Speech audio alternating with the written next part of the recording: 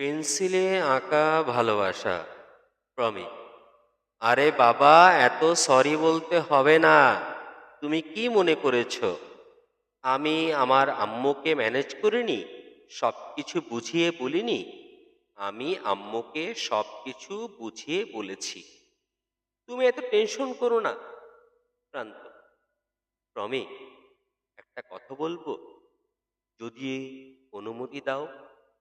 প্রমি: ওমা, প্রান্ত কথা বলার জন্য অনুমতি চাইছে? ও আল্লাহ, কি বলবে বলো? প্রান্ত: আমি তোমাকে অনেক বলেই আর কিছুই বলতে পারছে না প্রান্ত। প্রমি: আমি তোমাকে কি বলো?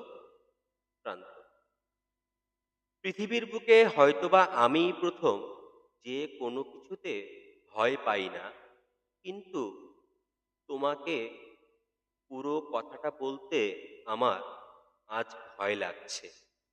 প্রমি: কি বলবে বলো, ভয় পাবার কিছু নেই। প্রান্ত: যদি হৃদয়ে আঘাত পাই, তবে কি করব বলো? প্রমি: সাহস রাখো আর বলো কি বলতে চাচ্ছ। প্রান্ত: আমি তোমাকে ভালোবাসি।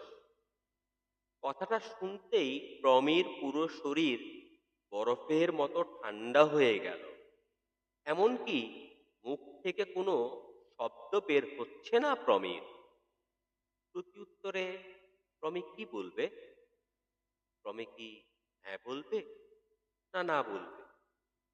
বলছি 14তম খণ্ডে, ইনশাআল্লাহ।